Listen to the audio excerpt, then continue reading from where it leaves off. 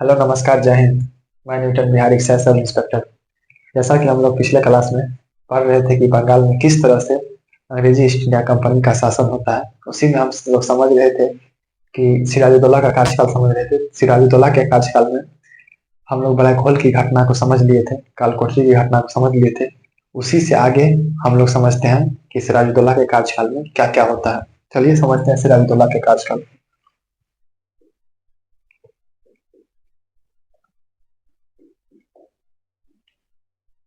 सिराजुद्दौला बताए थे, सिराजुद्दौला के कार्यकाल 1756 से लेके 1757 ईस्वी तक रहता है।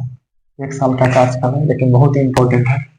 आपको बताए थे इस सिराजुद्दौला के कार्यकाल के बारे में कुछ कुछ बात बताए थे कि सिराजुद्दौला जब गद्दी पर बैठता है या बंगाल का नवाब बनता है, तो यह कौन था? यह तो अलीवर्दी खां का नाती था। और उसके बाद इसका सिराजुद्दौला का विरोध कौन कौन कर रहा था, यह बात हम लोग समझ चुके थे। उसके बाद हम आपको बताए थे कि किस तरह से कलकत्ता पे आक्रमण करता है और कलकत्ता का नाम बदल कलीनगर कर देता है। और कलकत्ता का जो गवर्नर रहता है और सेनापति रहता है, वो सब भाग के खुलता डिपोजिशन देता है। वहां से हॉलवेल को पकड़ पकड़ लिया जाता है और हॉलवेल के साथ 146 अंग्रेज को पकड़ के एक 14/18 के कमरे में बंद कर दिया जाता है। जो 20 जून की घटना होता है, उसमें से अगले दिन देखा जाता है तो 123 अंग्रेज का मृत्यु हो जाता है। उसी घटना को ब्लैक होल की घटना कहा जाता है। उसी से आगे हम लोग समझते हैं सिराजुद्दौला के कार्यकाल में और क्या होता है। देखिए, सिराजुद्दौला का मौसेरा भाई था शौकत जंग। अक्टूबर, उसी से आगे आप लोग नोट्स बनाना स्टार्ट कीजिए। सिराजुद्दौला आपका हेडिंग बना ही हुआ होगा, जहां से हम लोग पढ़े थे, घटना पढ़े थे, ब्लैक होल की घटना। उसी से आगे आपको नोट्स बनाना है, सिराजुद्दौला के कार्यकाल में लिखना है। अक्टूबर 1756 ईस्वी में, अक्टूबर 1756 ईस्वी में मनिहारी का युद्ध होता है। मनिहारी का युद्ध किसके किसके बीच में मनिहारी का युद्ध होता है? तो यह बात आप समझ लीजिए किसके किसके बीच में होता है। तो सिराजुद्दौला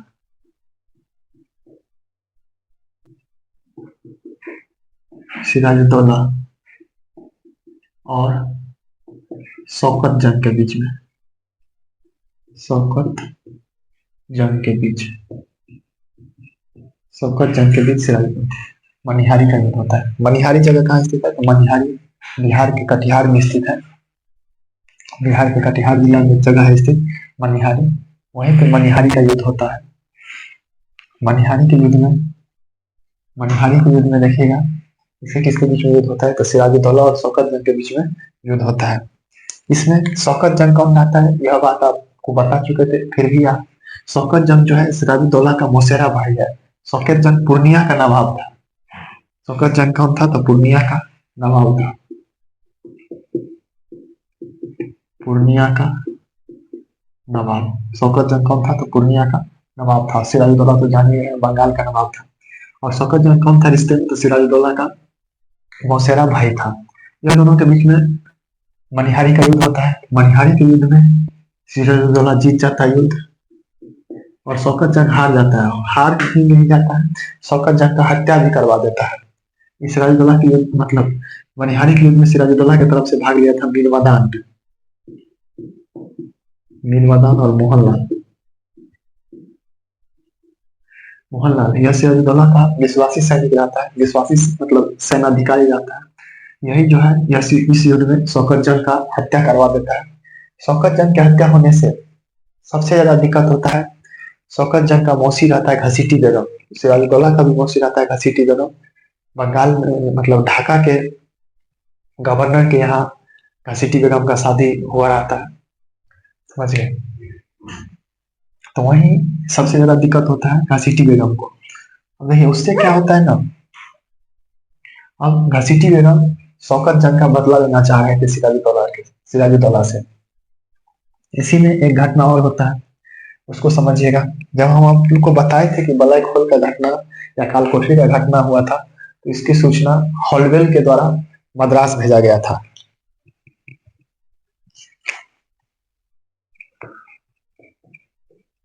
हॉलवेल के द्वारा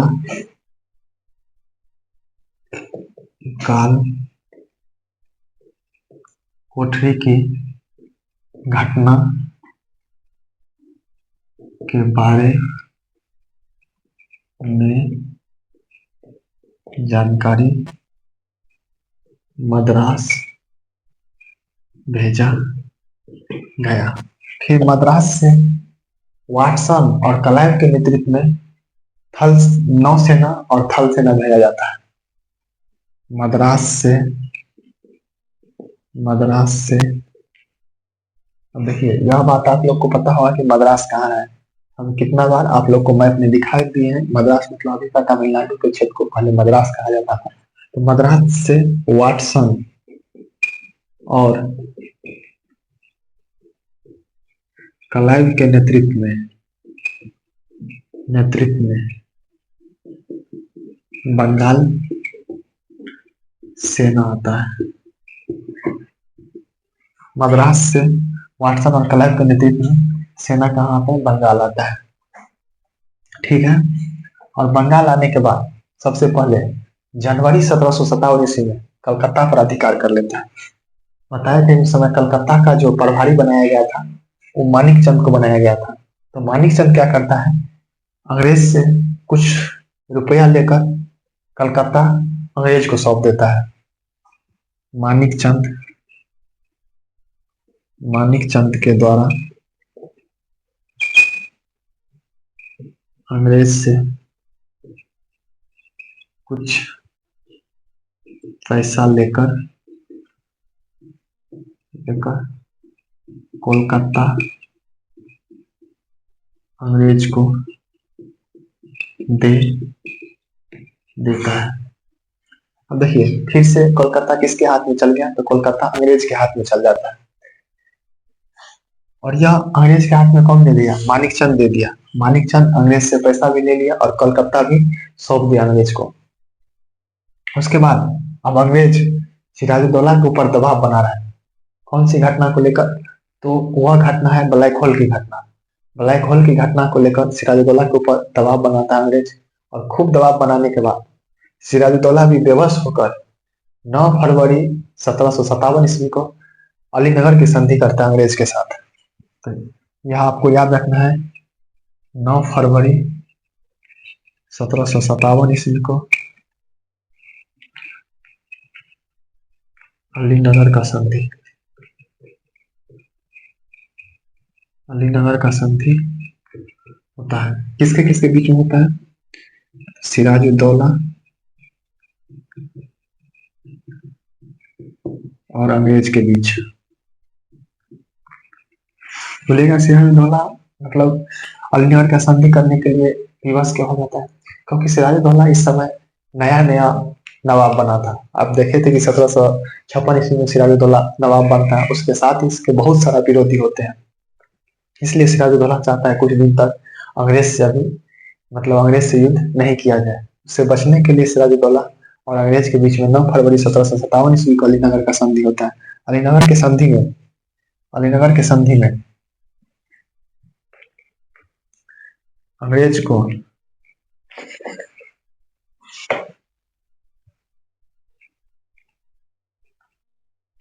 इस संधि में क्या होता है? अलीनगर के संधि में अलीनगर बताया कि कोलकाता का ही नाम बदल के सिराजुद्दौला के द्वारा अलीनगर किया जाता है। वहीं पे एक संधि होता है, इसलिए इसको अलीनगर का संधि कहा जाता है। अंग्रेज को कलकत्ता में फोर्ट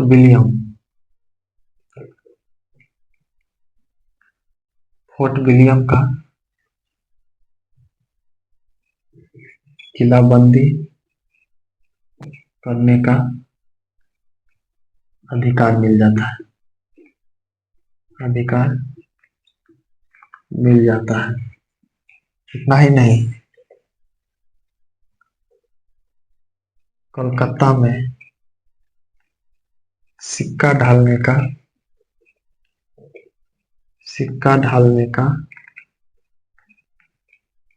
अधिकार मिल जाता है।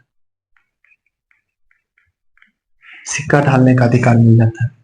और इतना ही नहीं, अंग्रेज को जो अधिकार बंगाल के क्षेत्र में मिला था वह सब अधिकार सिराजुद्दौला के द्वारा फिर से दे दिया जाता है। तो ये अलीनगर का संधि हो जाता है। आपको पता रहना चाहिए कि अलीनगर का संधि कब हुआ था, या क्वेश्चन पूछा जाता है कि कब हुआ था और किसके किसके बीच में हुआ था। और सिराजुद्दौला को विवश होकर यह संधि करना पड़ा था। सिराजुद्दौला के द्वारा इस अलीनगर के संधि में क्या अधिकार मिल जाता है, तो कोलकाता के फोर्ट विलियम में किलाबंदी करने का अंग्रेजों का अधिकार मिल जाता है। साथ ही साथ सिक्का ढालने का भी अनुमति मिल जाता है, और कलकत्ता के क्षेत्र में मतलब बंगाल के क्षेत्र में मुक्त व्यापार करने का अधिकार मिल जाता है। उससे पहले ही अंग्रेज मुक्त व्यापार करने का मतलब बंगाल के क्षेत्र में मुक्त व्यापार करने का अधिकार मिल जाता है। और वैसे तो हम लोग पढ़े थे कि 1757 में फर्रुखसियर के द्वारा एक एक मेगना खाता मिला हुआ था, मतलब बहुत बड़ा अधिकार मिला था। बिहार बंगाल उड़ीसा के क्षेत्र में 3,000 रुपया वार्षिक कर देकर बिहार बंगाल उड़ीसा के क्षेत्र में कर मुक्त व्यापार कर सकता है। उसका भी चर्चा हम लोग आगे करेंगे। यहाँ आपको जानना है सिराजुद्दौला के बारे में कि मनिहारी का युद्ध भी इम्पोर्टेंट है। आपको यह बात याद रखना है, मनिहारी का युद्ध किसके किसके बीच में होता है, सिराजुद्दौला और शौकत जंग के बीच में होता है। सिराजुद्दौला और शौकत जंग के बीच में मनिहारी का युद्ध होता है, उसमें शौकत जंग हार जाता है। शौकत जंग का इस युद्ध में मृत्यु भी हो जाता है। सिराजुद्दौला की तरफ से इस युद्ध में भाग लिया था मीरबदन और मोहनलाल, इसका नाम आगे भी आएगा।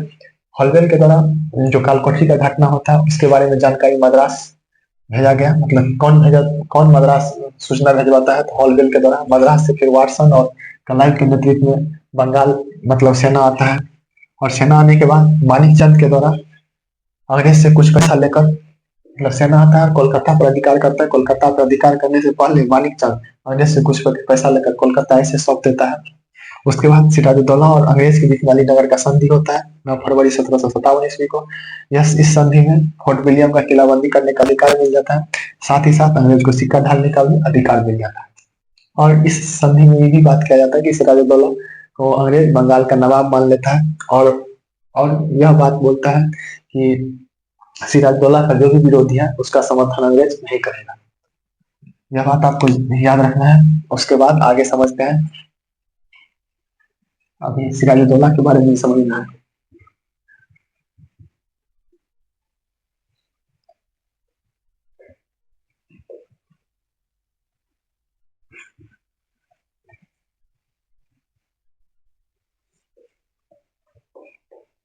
आगे देखिए, अब देखिए सिराजुद्दौला के खिलाफ अब षड्यंत्र होना शुरू होता है। षड्यंत्र में सबसे बड़ा भागीदार रहता है कौन कौन, सिराजुद्दौला के खिलाफ सिराजुद्दौला के खिलाफ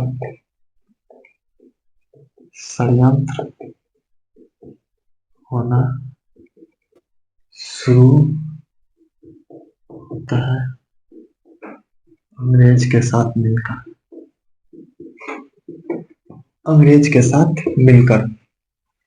देखिए सिराजुद्दौला के खिलाफ षड्यंत्र होना शुरू होता है किसके साथ मिलकर, अंग्रेज के साथ मिलकर। देखिए कौन कौन षड्यंत्र में भाग लेता है। मीर जाफर, तो मीर जाफर कौन था, तो सिराज का सेनापति था। सिराज का मतलब सिराजुद्दौला, शॉर्ट में लिखते हैं, सिराज का सेनापति था। उसके बाद रै दुर्लभ, यह सिराज का दीवान था, सिराज का दीवान था। उसके बाद मानिकचंद, मानिकचंद कौन था, बताए थे मानिकचंद कलकत्ता का प्रभारी था, कलकत्ता का प्रभारी था। उसके बाद याद रखना है अमीन चंद, अमीन चंद कौन था, तो बैंकर था। उसके बाद जगत सेठ, जगत सेठ यह भी मतलब बैंकर था, बहुत बड़ा बैंकर था।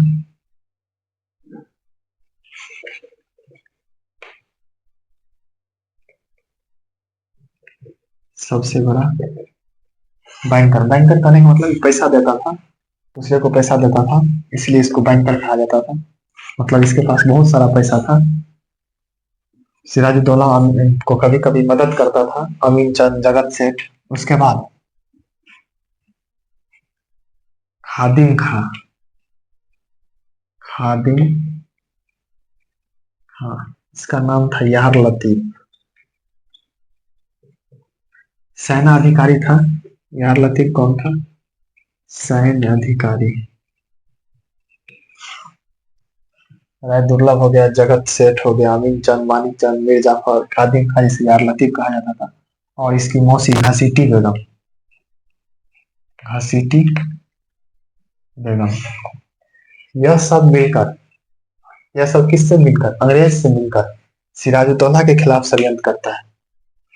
यह सब, यह सब व्यक्ति अंग्रेज से मिलकर सिराजुद्दौला के खिलाफ षड्यंत्र करता है। सबका एक ही मकसद रहता है कि सिराजुद्दौला को किसी तरह नवाब के पद से क्या किया जाए, हटा दिया जाए। अंग्रेज इसमें खूब साथ देता है। अंग्रेज की तरफ से रहता है क्लाइव। अंग्रेज की तरफ से कौन रहता है? क्लाइव। हम आपको बताए थे कि क्लाइव, क्लाइव की वजह से ही दूसरा कर्नाटक का युद्ध अंग्रेज जीता था, इसलिए क्लाइव को यहाँ बंगाल भेजा गया था। तो क्लाइव और इस सब के बीच में एक संधि होता है, गुप्त संधि होता है। क्या होता है कि सिराजुद्दौला को नवाब के पद से हटाना है। मीर जाफर को क्या था? नवाब बनना था। राय दुर्लभ का भी बहुत सारा मतलब उसको धन चाहिए था।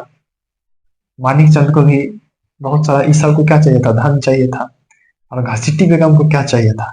घसीटी बेगम को शौकत शौकत जंग, जो इसका मतलब सिराजुद्दौला का मौसेरा भाई था शौकत जंग, उसके हत्या का बदला लेना था घसीटी बेगम को।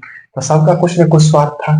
इसके कारण ये सब मिलकर अंग्रेज भी चाह रहा था कि हम जो अगला नवाब बना है तो हम मेरे हिसाब से काम करें। सिराजुद्दौला अंग्रेज के हिसाब से नहीं चलता था। तो ये सब मिलके एक योजना बनाया कि सिराजुद्दौला को नवाब के पद से हटा दिया जाए।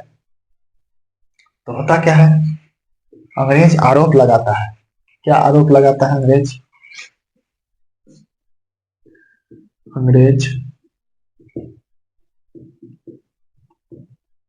सिराजुद्दौला के ऊपर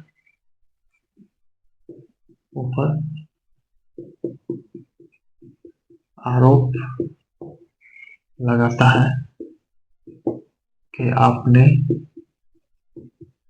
अलीनगर की संधि का अलीनगर की संधि का दुरुपयोग किया। मतलब अलीनगर की संधि को आपने तोड़ दिया, यह बात का आरोप लगाता है अंग्रेज। और इसी बात का आरोप लगाकर सिराजुद्दौला और अंग्रेज के बीच में पलासी का युद्ध होता है। पलासी का युद्ध कब होता है? 23 जून 1757 ईस्वी को। यह डेट याद रखना आपको, पलासी का युद्ध का डेट 23 जून 1757 ईस्वी को युद्ध होता है। किसके किसके बीच में होता है? तो सिराजुद्दौला और अंग्रेज के बीच में। सिराजुद्दौला वर्सेस अंग्रेज। अंग्रेज की तरफ कौन था? तो रॉबर्ट क्लाइव था। Robert Clive. सिराजुद्दौला का विश्वासी सैनिक कौन था? विश्वासी सैनिक मीर मदान और मोहनलाल। देखिए, युद्ध होता है, सिराजुद्दौला को पता है कि अंग्रेज को पहले भी मतलब युद्ध में हराए थे 1756 में, इस बार भी युद्ध में हरा देंगे, इसलिए सिराजुद्दौला युद्ध में आता है पलासी में। लेकिन सिराजुद्दौला को यह बात की सूचना नहीं रहता है कि मेरा जो भी अधिकारी, जो भी व्यक्ति मेन पद पे बैठा हुआ है, वो सब अंग्रेजों के हाथों बिक चुका है। यह सब अंग्रेज के हाथों बिक चुका है। मीर जाफर जब युद्ध में जाता है तो अपने सेना को युद्ध करने का अनुमति ही नहीं देता है। जो जो मतलब सेना अधिकारी है वो अपने अपने सेना को युद्ध करने का अनुमति नहीं देता है, जिसके कारण सिराजुद्दौला के पास 50,000 सैनिक था, अंग्रेज के पास 3,000 सैनिक था। फिर भी अंग्रेज युद्ध जीत जाता है। क्यों? तो क्योंकि लगभग बहुत सारा सैनिक युद्ध में भाग ही नहीं लेता है। उसका विश्वासी सैनिक रहता है मीर मदान और मोहनलाल, यह युद्ध में भाग लेता है, इसका हत्या भी हो जाता है। मीर मदान और मोहनलाल का हत्या भी हो जाता है और यह युद्ध क्लाइव जीत जाता है। देखिए, उससे पहले यह बात जान लीजिए कि पलासी कहाँ है। पलासी, पलासी के बारे में लिख लीजिए। पलासी बंगाल के नदिया जिला में, बंगाल के नदिया जिला में भागीरथी नदी के किनारे है। भागीरथी नदी के किनारे है। कभी कभी यह क्वेश्चन भी पूछा जाता है कि पलासी कौन नदी के किनारे है, तो भागीरथी नदी के किनारे है। कहाँ स्थित है, तो बंगाल के नदिया जिला में एक जगह स्थित है, पलासी जगह है। कब युद्ध होता है, 23 जून 1757 को युद्ध होता है। किसके किसके बीच में, तो सिराजुद्दौला और अंग्रेज के बीच में। अंग्रेज की तरफ से रॉबर्ट क्लाइव, सिराजुद्दौला की तरफ से इसमें कौन था, सिराजुद्दौला का विश्वासी सैनिक था। तो यह क्वेश्चन पूछा जाता है। तो मीर मदान और मोहन लाल इसका विश्वासी सैनिक था। युद्ध में यह मारा जाता है, वीरगति प्राप्त हो जाते हैं। सिराजुद्दौला युद्ध छोड़कर आते रहता है, युद्ध छोड़कर मतलब मैदान, पलासी का मैदान छोड़कर भागता है। तो मीर जाफर का पुत्र मीरन के इशारे पर मोहम्मद बेग के द्वारा इसका हत्या करवा देता है। आगे लिख देते हैं।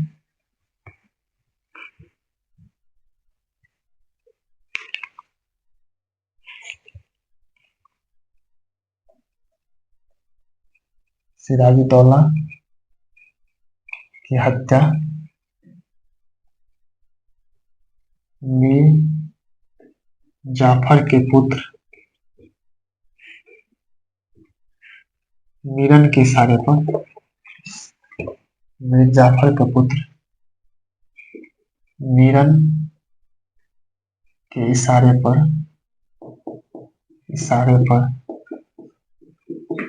मोहम्मद बेग के द्वारा किया जाता है। तो सिराजुद्दौला की हत्या मीर जाफर के पुत्र मीरन के इशारे पर मोहम्मद बेग के द्वारा इसका हत्या कर दिया जाता है। अब देखिए, पलासी का युद्ध, यहाँ से कौन कौन क्वेश्चन आता है पलासी के युद्ध के बारे में। सबसे पहले पलासी का युद्ध किसके किसके बीच में होता है, तो सिराजुद्दौला और अंग्रेज के बीच में होता है। कब होता है, तो 23 जून 1757 ईस्वी को होता है। पलासी कहाँ स्थित है, तो बंगाल के नदिया जिला में स्थित है। कौन नदी के किनारे स्थित है, तो भागीरथी नदी के किनारे स्थित है। इस युद्ध में पूछेगा कि गद्दारी कौन कौन किया था सिराजुद्दौला की तरफ से, मतलब षड्यंत्र करने वाला व्यक्ति कौन था। तो यहाँ जो व्यक्ति का नाम लिखे हैं वो सब व्यक्ति सिराजुद्दौला के खिलाफ बना था, जबकि ये सब सिराजुद्दौला का ही सेनापति, कोई सेनाधिकारी है, कोई मतलब कोई कोई पद पे है, मतलब सिराजुद्दौला की तरफ से है। लेकिन यह अंदर ही अंदर अंग्रेज से मिल चुका था। और यह इस युद्ध में, मतलब पलासी के युद्ध में, ये सब सिराजुद्दौला का साथ नहीं देकर अंग्रेज का साथ देता है। सिराजुद्दौला का साथ देने वाला व्यक्ति कौन है, तो मीर, मतलब व्यक्ति नहीं, सेना कौन था, सेनापति कौन था, तो मीर मदान और मोहन लाल था। इसका विश्वासी सैनिक था मीर मदान और मोहन लाल, इसके कारण ये सब भी युद्ध में मारा जाता है। यह बात आपको याद रखना है। कौन कौन सिराजुद्दौला के खिलाफ षड्यंत्र करता है, ये भी क्वेश्चन पूछा जाता है। मतलब सिराजुद्दौला के खिलाफ कौन षड्यंत्र में, मतलब पलासी के युद्ध के षड्यंत्र में शामिल था, तो ये सब शामिल था। और सिराजुद्दौला का मतलब सिराजुद्दौला के साथ कौन था, कौन दो सैनिक था, तो मीर मदान और मोहन लाल। तो सैनिक नहीं समझिएगा, सैनिक अधिकारी समझिएगा, सेनाधिकारी था। इसके अंदर में भी बहुत सारा सेना था। तो मीर मदान और मोहन लाल थे। सिराजुद्दौला का हत्या कौन करवा देता है, तो मीर जाफर का पुत्र मीरन के इशारे पर मोहम्मद बेग के द्वारा सिराजुद्दौला का हत्या करवा देता है 1757 ईस्वी में। 23 जून 1757 ईस्वी को ही सिराजुद्दौला का हत्या हो जाता है। उसके बाद यहाँ पलासी के युद्ध के बारे में और एक बात याद रखना है।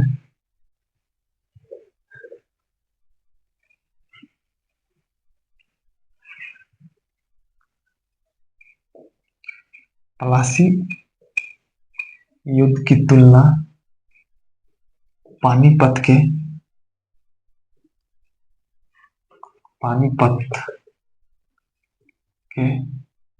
प्रथम युद्ध से किया गया है। प्रथम युद्ध से किया गया है। और इसी घटना को बंगाल का प्रथम क्रांति कहा जाता है। पलासी युद्ध की घटना को बंगाल का प्रथम क्रांति कहा जाता है। ठीक, इसके बाद पलासी युद्ध का परिणाम क्या निकल के आता है, तो परिणाम में आपको यह बात याद रखना है। पलासी युद्ध का परिणाम,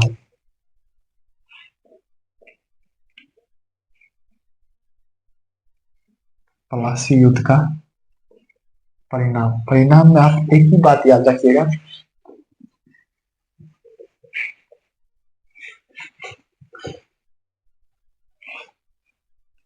कि बंगाल में अब नवाब जो था कोई अपने मन से नहीं बन पाएगा। तो अपने मन से कहने का मतलब बंगाल में अब नवाब कौन बनेगा वह बात का निर्धारण अंग्रेज करने लगा। तो बंगाल में अंग्रेज किंग मेकर बन गया। बंगाल में अंग्रेज किंग मेकर बन गया। किंग मेकर कहने का मतलब अब अंग्रेज जिसको चाहेगा बंगाल में उसको नवाब बनाएगा, जिसको नहीं चाहेगा उसको नवाब नहीं बनाएगा। तो इसके प्लासी युद्ध का सबसे बड़ा परिणाम यही निकल के आता है कि बंगाल में अंग्रेज मतलब प्रत्यक्ष रूप से नहीं अप्रत्यक्ष रूप से बंगाल पर लगभग अधिकार किसका हो गया, अंग्रेज का हो गया। इसलिए बंगाल में अब अंग्रेज किंग मेकर बन गया। तो यह घटना आप समझ चुके, प्लासी युद्ध के बारे में समझ चुके। अब आगे बताते हैं बंगाल का अगला नवाब कौन बनता है। तो बंगाल का अगला नवाब मीर जाफर बनता है।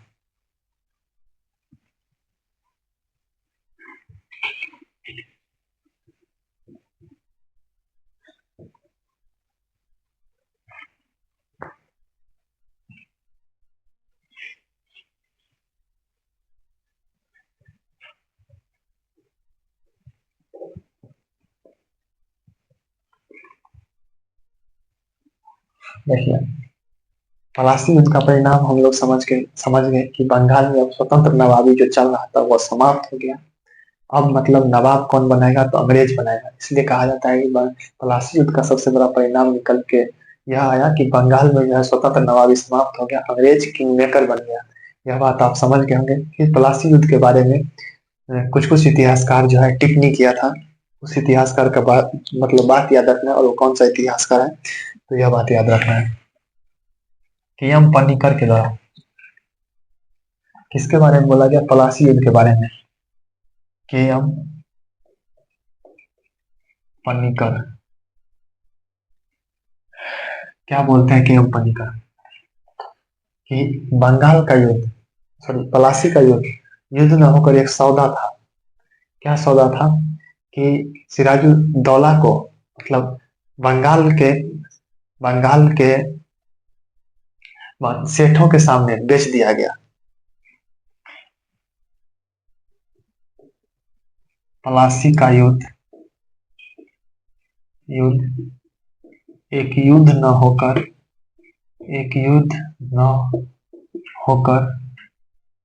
एक सौदा था। एक सौदा था जिसमें बंगाल के धनिकों ने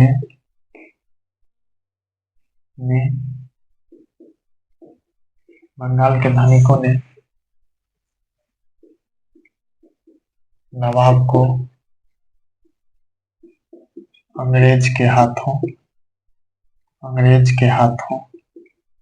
बेच दिया।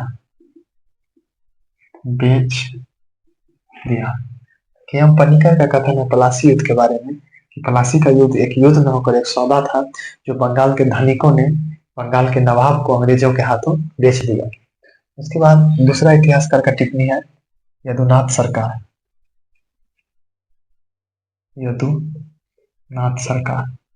देखिए यह सब स्टेटमेंट आपको पूछा जाता है कि पलासी युद्ध के बारे में यह स्टेटमेंट एक युद्ध न होकर एक सौदा था जिससे बंगाल के धनिकों ने नवाब को अंग्रेजों के हाथों बेच दिया। यह किसने बोला था, तो के एम पन्नीकर बोला था। यदुनाथ सरकार क्या बोलते हैं कि पलासी के युद्ध से मध्यकालीन भारत का अंत हो गया और आधुनिक भारत का शुरुआत होता है। बस ये बात याद रखना, मध्यकालीन भारत का अंत आधुनिक भारत के शुरुआत। तो यदुनाथ सरकार के अनुसार आधुनिक भारत की शुरुआत 1757 से माना जाता है। यदुनाथ सरकार बोलते हैं कि पलासी के युद्ध की घटना के बाद मध्यकालीन भारत का अंत हो गया और आधुनिक भारत की शुरुआत होता है। उसके बाद एक अंग्रेज इतिहासकार है अल्फ्रेड लॉयल।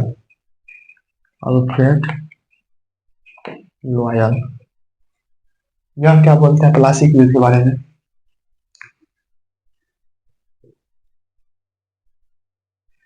प्लासी की जीत जीत अंग्रेज के लिए बंगाल का द्वार खोल दिए। मतलब अल्फ्रेड लॉयल बोलते हैं प्लासी का जीत किसके वजह से जीते थे? तो रॉबर्ट क्लाइव की वजह से। तो वही कह रहा है प्लासी का जीत मतलब रॉबर्ट क्लाइव का जो प्लासी का जीत है वो अंग्रेज के लिए बंगाल का एक द्वार खोल दिए। अब मतलब बंगाल के देखिएगा धीरे धीरे मतलब अप्रत्यक्ष रूप से बंगाल पर अब नियंत्रण किसका होने लगा? अंग्रेज का होने लगा। प्रत्यक्ष रूप से नहीं लेकिन अप्रत्यक्ष रूप से नियंत्रण किसका होने लगा? अंग्रेज का होने लगा। तो यह सब स्टेटमेंट पूछा जाता है प्लासी के युद्ध के बारे में कि कौन कौन सा स्टेटमेंट दिया था, तो यह आपको याद रखना है। उसके बाद हम समझते हैं मीर जाफर के बारे में। आप यह स्टेटमेंट नोट कर लीजिएगा कि हम पनिकर का, यदुनाथ सरकार का और फ्लेट लॉयल का।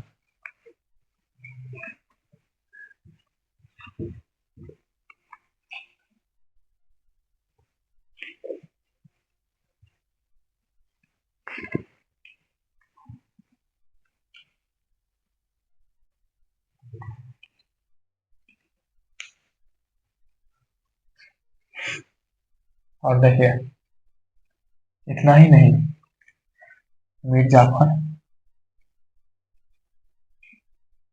मीर जाफर का कार्यकाल 1757 से लेकर 1760 ईस्वी तक है। 1757 से लेकर 1760 ईस्वी तक। अब देखिए मीर जाफर को अंग्रेज नवाब बनाता है तो उससे अंग्रेज को क्या क्या फायदा मिलता है? सबसे पहले 24 परगना, जिला का नाम तो 24 परगना, 24 परगना का जमींदारी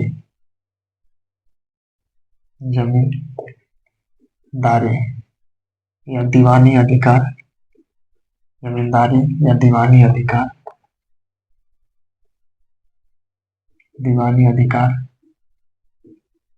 अंग्रेज को मिल जाता है। अंग्रेज को मिल जाता है। साथ ही साथ और अंग्रेज को क्या मिलता है? 24 परगना का जमींदारी या दीवानी अधिकार अंग्रेज को मिल जाता है। साथ ही साथ अब अंग्रेज बंगाल में कर मुक्त व्यापार कर सकता है और अंग्रेज को बंगाल में बहुत सारा धन मिलता है जिसे जिसे दक्षिण की विजय में दक्षिण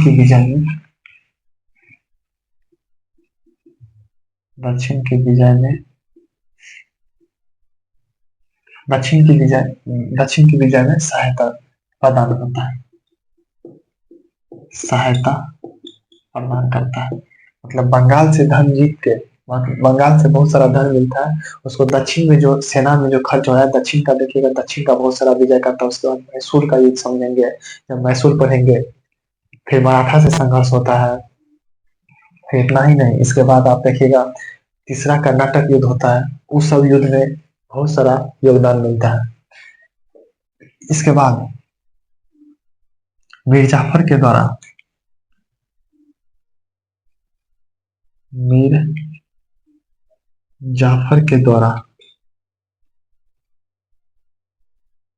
क्लाइव को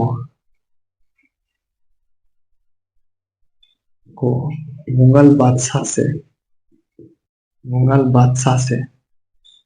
उमरा का उपाधि दिलवाता है। उमरा का उपाधि दिलवाता है।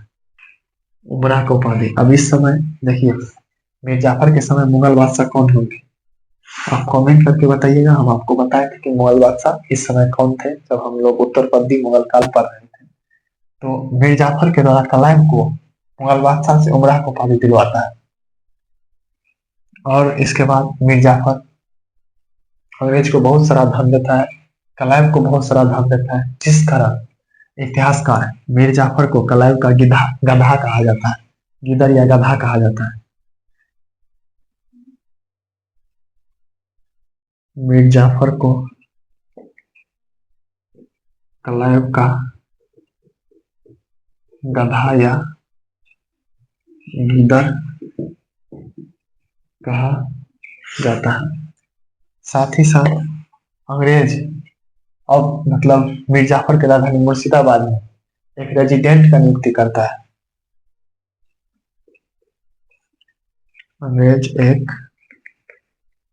रेजिडेंट का नियुक्ति करता है। अंग्रेज एक रेजिडेंट का नियुक्ति करता है। कहाँ नियुक्ति करता है? कोलकाता में, मतलब सॉरी मुर्शिदाबाद में अंग्रेज एक रेजिडेंट का नियुक्ति करता है। उस रेजिडेंट का नाम था ल्यूक स्क्रैप्टन। ल्यूक स्क्रैप्टन था। उस रेजिडेंट का नाम क्या था? ल्यूक स्क्रैप्टन था। तो अंग्रेज एक रेजिडेंट का नियुक्ति करता है मीर जाफर की राजधानी मुर्शिदाबाद में। रेजिडेंट का काम क्या रहता है कि वहां का नवाब क्या कर रहा है, नहीं कर रहा है, उसका सूचना मतलब अंग्रेज को देना। इसके साथ मीर जाफर के समय अब मीर जाफर से इतना सारा धन मांगने लगता है अंग्रेज कि मीर जाफर का खजाना खाली हो जाता है। मीर जाफर का इतना स्थिति खराब हो जाता है कि अपने बर्तन, सोने चांदी का जो बर्तन था वो सब बेच के अंग्रेज को पैसा दे रहा था, क्योंकि अंग्रेज इससे इतना डिमांड करने लगा था। अब मीर जाफर भी तंग आकर अंग्रेज से छुटकारा पाना चाह रहे थे।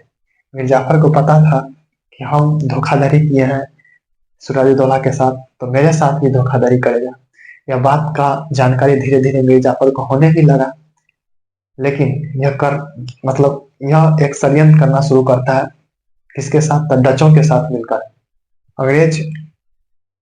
अंग्रेज को यह मीर जाफर अंग्रेज से छुटकारा पाना चाह रहा है, इसके लिए डचों से मिलकर मीर जाफर षड्यंत्र करता है। लेकिन आपको बताए थे यूरोपीय कंपनी कानून में अंग्रेज और डच के बीच में 1759 ईस्वी में वेदरा का युद्ध होता है। वेदरा के युद्ध में डच हार जाता है। उसके बाद मीर जाफर को इसी अंग्रेज आरोप लगा के कि आप डच के साथ मिलकर अंग्रेज को हटाना चाह रहे थे बंगाल से, इसी का आरोप लगाकर मीर जाफर को पद से हटा दिया जाता है। तो षड्यंत्र का आरोप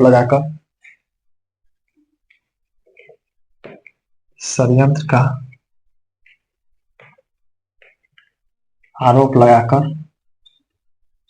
मीर जाफर को नवाब के पद से हटा दिया जाता है। नवाब के पद से हटा दिया जाता है। तो मीर जाफर के बारे में यह सब बात आपको याद रखना है। जब यही मीर जाफर को 1760 ईस्वी में नवाब के पद से हटा दिया जाता है, तो इसे बंगाल इतिहासकारों के द्वारा इसे बंगाल का दूसरा क्रांति कहा गया है। बंगाल का प्रथम क्रांति प्लासी युद्ध के बाद जब मीर जाफर गद्दी पर बैठता है, उसको बंगाल का प्रथम क्रांति कहा जाता है। और जब मीर जाफर को गद्दी से हटा दिया जाता है, इसी का दामाद मीर कासिम अगला नवाब बनता है, तो इसे बंगाल का दूसरा क्रांति कहा जाता है। हम आगे समझते हैं मीर जाफर के बाद हम लोग समझते हैं मीर कासिम के बारे में।